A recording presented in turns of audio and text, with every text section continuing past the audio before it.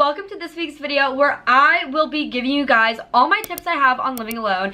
And as someone who's lived alone for what's going to be 3 years, and I literally moved to a country alone with no friends, girl, do I have some good tips for you? Yes, I do. And before we get into this, let me tell you really quickly that these stars on my face, girl, let's ignore them for right now, because I was just playing around. I was just being a girl, procrastinating, having fun in my room, playing around. Okay, I wrote my tips on a little notes app for you guys. And by the way, I'm gonna be giving some of the best, most important tips at the end because my brain is like scrambled eggs, and that's just how this video went. My first tip is that when you live alone, you have to already know it's going to be hard. It's going to be hard no matter what. It doesn't matter what situation you're coming from. When you're in any type of new space, it's going to be hard, and that is okay, okay? So first, please give yourself the grace of saying, you know what, if I'm having a bad day, it's okay, it's normal. If I'm being honest, for the first few months that I lived alone and moved to a new city, a new apartment, I was so sad. I was always crying. I was always anxious, and that's totally okay, genuinely. And just always remember, things are gonna get better because you're going to feel more normal. You're going to feel more happy. All of these things will come with time. So my first and biggest tip, which might sound basic, is you have to make it feel like a home. And before you're like about to sign off being like, girl, everyone knows that, no. You wouldn't imagine the amount of apartments I go into where it literally looks like no one lives there. Like, I'm telling you, especially, like, it does not cost a lot of money to make a place feel like a home. The manager of my apartment building once came into my room and was like, oh my gosh, I've never seen anyone deck it out like this. And I was like, girl, it wasn't even expensive. Like, this is just an example I'm going to show you. These posters on my wall are literally from my childhood bedroom. Like, some of them are literally from my home, at home. And then some are literally just posters I've been collecting since I was young, like just little piece of paper and posters. Most of these I've actually even printed on my own. Little life hack, little random life hack is that you can print posters for like 99 cents at the post office. There's like a life hack for it. I don't remember exactly, but if you search up like FedEx life hack, like it'll come up on TikTok. But yeah, so first of all, making it feel like a home is going to make you feel so much more safer in this space, even though the space is foreign. If it feels like you, if you can identify your personality all around you, it's going to make you feel safer. And especially if you're moving to a new city and that's why you're living alone, which is what I did, like the outside world is not going to feel safe at first. It's going to feel scary and unknown. So creating a space that makes you feel like, wow, this is mine, this is my home, is going to help so much. And when I say decorating doesn't have to be expensive, I mean it. A lot of my stuff is literally from the thrift store, from the charity shop, like, and IKEA. IKEA ended up being cheaper than I thought, but even for some people that might be too expensive. But a huge decorating tip I do have is that fake plants go a long way. Plants not only fill up a room, but they make it feel like there's other living things there. And I am a little too busy with work and as a student to have real alive plants. So I do have only fake plants, but I'm telling you, they still do the work. They still make you feel like home. I would also say, instead of using big overhead lighting that your place probably comes with, get maybe a lot of little lamps and little lighting, because this makes the room feel more cozy. I don't know if you guys had this experience, but in high school, the teachers' rooms I would always like is the ones that where they wouldn't use those huge fluorescent lights that the school came with, and that they would actually use all their little lamps that they had in the corners of the room. Like, that is such an amazing like life hack into making your place feel like a home. It will just make the room feel cozier and not so industrial, maybe is the word. But yeah, and I'm not saying you have to go to the most fancy freaking Pottery Barn ever to get your decor. Literally most of my decor is from very, very cheap stores. Like, if I find it, I'll get it. Like, obviously we all have a TJ Maxx. Sometimes TJ Maxx has amazing stuff. All my bedding is from TJ Maxx or Amazon, obviously, but like honestly, you can find a lot of things at the charity shop. Like even the dollar store sometimes has really cute stuff to decorate with.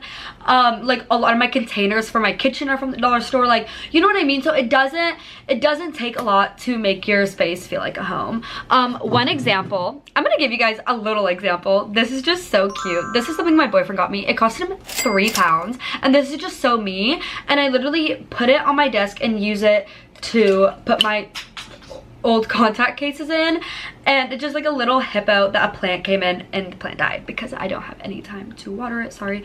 But this just shows like little things like this that embody your personality will make your room feel so you and feel like so much of a home. Okay, now the next tip is okay, this is gonna sound kind of weird, but buy things at the grocery store that you know will make you happy. So my favorite thing ever when I moved here was to buy these little graham cracker cookies with chocolate on top, and I would literally get excited to come home and eat those because that made me so happy. And little things like that that can make you happy through this difficult process are really important. And even right now, even though I feel very content and I love living alone so much, I still do this. Like I'll buy certain coffees to put in my fridge. So on a hard morning, I'll go get that coffee and it picks you up without actually needing someone to come help you feel better. You know what I mean? So that's a tiny little tip that I have that really helped me. I know some of these might sound obvious, but it was definitely a struggle for me to find things that made me feel this happy.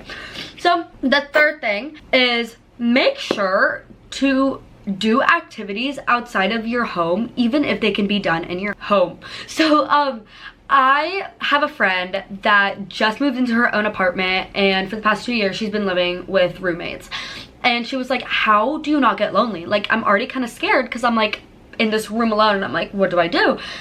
And I was like, queen, don't fret just yet, because my biggest tip is that even if you have to study, okay, for school, which can easily be done, even if you have to do work from home, because my friend that I'm talking about right now, she works like basically from home. She has a remote job. My biggest tip is like anything that you can do from home that you can also do outside of your home, do it. Like guys, if I have to write an essay, you will never catch me writing an essay in my room. You will always catch me writing an essay at the public library. Every single city has a public library. Every single city has cafes that you can sit at where you don't have to buy anything because it's too big to notice. Like every place that you live, no matter where you live, you can even find a park.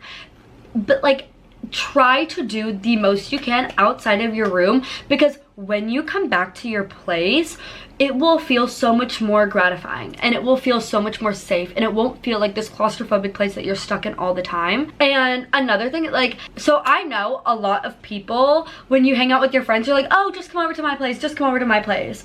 But I actually don't like doing this as much since living alone, because I'm like, I don't want you to come to my place because we could do something outside of my place, and then when I come back to my place, I'm gonna be like, wow, my social battery's dead and I can be alone.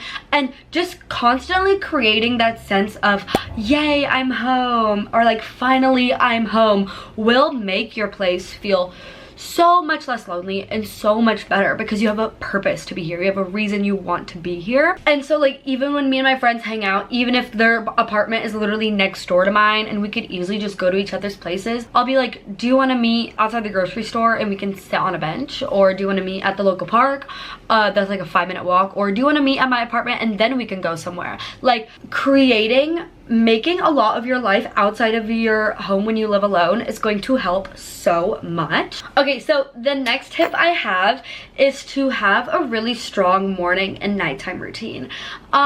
I'm horrible at this. I can tell you that right now. I am not good at having a good morning and night routine, like, at all. I can get really like, oh, I'm actually gonna do this tonight, I'm actually gonna do this tonight, and it kind of like hinders me from having a consistent, beautiful morning and night routine.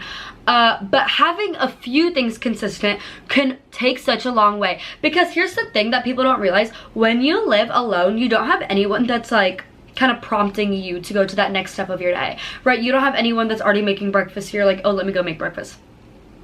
You don't have anyone that's like, oh, it's a time for bed, I'm tired, so you are like, oh yeah, shit, let me get ready for bed. You don't have anyone that's kind of helping you transition to different parts of your day, so things can literally feel stagnant, and sometimes you'll just want to lay in your bed all day because no one around you is kind of reminding you your internal clock, you know what I mean? So some things I do to kind of like force myself to have a good morning and night routine is that like puts my mindset in a new place. In the mornings when I'm not on a time crunch, I always do the dishes. This kind of just like sets me up in a good mood. I also never forget to make the bed. I know it sounds like, oh, these are just normal tasks, but genuinely not missing out on these things can help so much, because again, there's no one to be like, oh, do you want to go get breakfast together? Do you want to go make breakfast together? Do you want to go grocery shopping together? There's no one to do that stuff. But at least having constants at the beginning and end of your day can really help with your body clock. And then for the night part of my day, I always shower right before bed. Like probably an hour or 2 hours before bed, I will shower, I will get in my pajamas, and I put away all my clothes. Because I don't know if you guys like this, but I get my clothes and I get my like desk area that you're sitting on right now that is literally looks like something exploded here. I get these things so messy because I'm using my desk during the day, right? I'm doing my makeup, I'm answering an email, whatever it is. So cleaning up right before bed really helps me because then my brain is like, okay, I'm ready for bed. Okay, I'm ready for bed. You know what I mean? Another tip I have that's huge for living alone is be prepared for anything. Now, I don't think you guys should take this lightly because this is what I tell everybody when they start living alone is that, guys, this screwed me when I first moved into my apartment, is that if you're sick, girl, who's gonna bring you stuff? Not everyone can when you're an adult, is what I've learned, right? Like when you're sick and you're in your hometown, you know all these people that can bring you stuff. At least for me, and when I was sick in the beginning, my friends are super busy. I live in a really busy city. Everyone's always doing something, and yes, they can help you sometimes, but not always. So be prepared for anything. I'm not kidding. I have 2 boxes full of medicines for anything. You guys, I'm prepared for anything. And the minute a medicine runs out, like a cough syrup, even if I don't need it, I will already buy it the next time I go grocery shopping, because you don't know the next time you're gonna need it, okay? Like, this is so important, so important. I always keep backup ramen for anything that could happen, right? You get home too late, you know, there's always things that, like, you don't have. What I think people forget is that you don't have anybody's groceries to rely on. Your parents, your roommates, your sisters. You don't have anyone else's like kitchen stuff to rely on or toilet paper to rely on. So, and toilet paper is the hardest one. Like, I always forget to rebuy toilet paper, and I literally have to use like baby wipes, like, girl, TMI, but whatever. Like, it's like, you never know what could run out and when, or what could happen and when. Like, especially, for example, I get sick all the time. So if you're like me, like when I'm sick, girl, I'm down. Like, I cannot do anything. Like, you cannot catch me at the grocery store when I'm sick, right? And a huge thing that helps this is I'll always keep like sick food at my place. So whether that's rice that I can just easily pop into the microwave and eat it, whether that's chicken nuggets, whether that's dumplings, whether it's whatever it is, these are all things that can help you when you're sick or you can't be asked to cook, or you're in a super big rush and there's no food in the fridge and there's nothing. Always have some backup options, but make sure not to get lazy and only eat these backup options, because I went through a phase like that and that was not good. And yeah, I know this was a quick video, so thank you so much for watching this. And if you need any more tips on anything, I really hope this helped. Please comment down below. Please comment down below if you need any tips. I think I want to make a lot of advice videos. I know I do a lot of vlogs, and I love vlogging my London life because it makes me remember things that I don't remember. I have a horrible memory, so I just love watching them back. But I think advice videos is what I really like to do at the moment. So if you want more of these, I'll literally, you know what, like, if you comment an advice video you want me to do, the thing is I'll probably do it because I don't get that many comments. So yeah, I hope you guys liked it, and thank you for watching, and I love you. Bye.